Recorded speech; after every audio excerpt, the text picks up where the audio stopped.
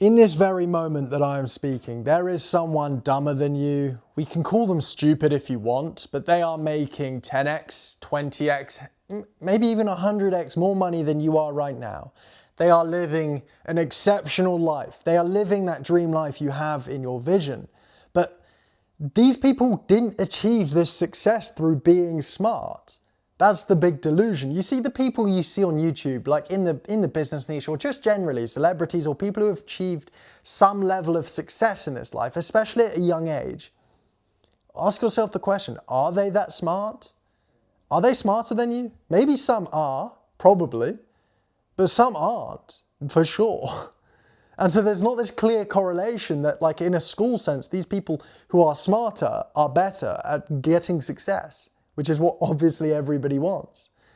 And so it's when you break past this illusion that actually dumb people tend to actually do better in many ways because they are not smart enough to doubt themselves. They're not trying to think 20 moves ahead. You see, they just by default have more confidence because they're not trying to analyze every variable. And I feel like this is perfectly encapsulated in a quote. I think it's a Roman proverb, ancient Roman proverb. Fortune favors the bold. I'm sure you've heard of it. Fortune favors the bold. And just dumb people by default just tend to be more bold because they're not overthinking as much. You see, this is perfectly encapsulated in two archetypes. On the right here, we have the theorist, and on the left, we have the practitioner.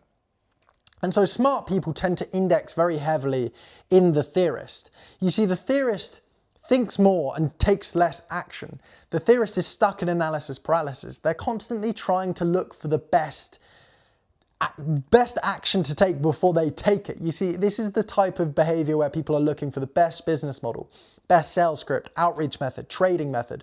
It's all the same. It's looking for the best before they even try. They're stuck in analysis paralysis, overthinking, anxiety, and this whole archetype is glued together with this one emotion, which is fear. Fundamentally, the theorist is fearful of failure, judgment, exposure, whatever it is. It's not actually that important. But the theorist doesn't take a lot of action. If they actually audit their life, the theorist is stuck theorizing. They're stuck in their head. The theorist is ruminating on the past, on what happened last week, on what went wrong, or the future, what they need to get done in the next hour. Very seldom is the theorist actually in the present moment taking action.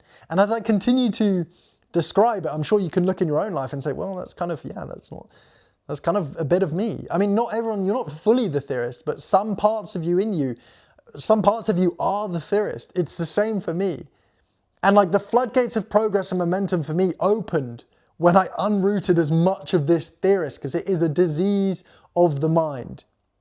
Once you realize this is holding you back, this need to perfect things the first time round, because it's fundamentally approaching business from the wrong lens. And I get it, it's been programmed from school. School moralized right or wrong. Failure in school, if you got the math answer wrong, it's a red X, it's wrong, it's bad. It's been moralized. And so no wonder most people are theorists.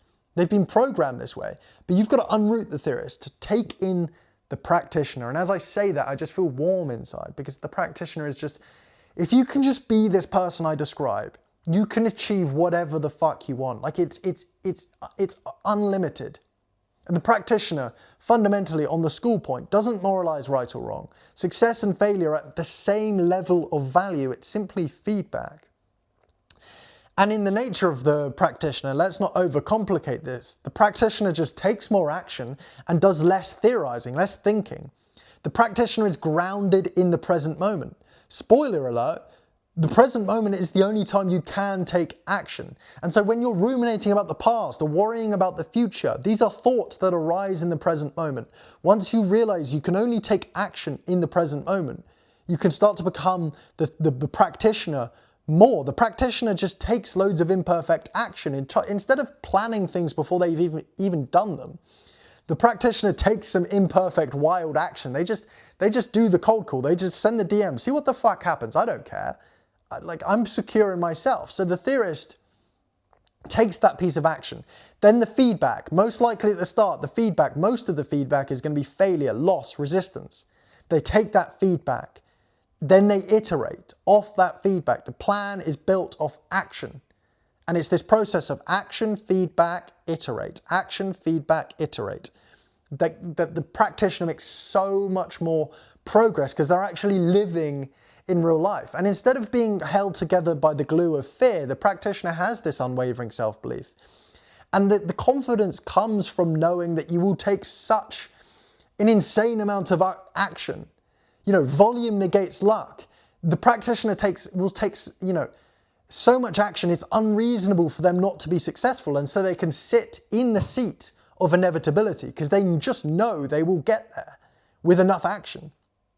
And so if you actually audit your life, well, how much imperfect action am I actually taking? Probably not that much. If you look at the 24 hours you've got in each day, how much of that percent-wise am I spending on the needle-moving tasks towards the goal, towards growing the business?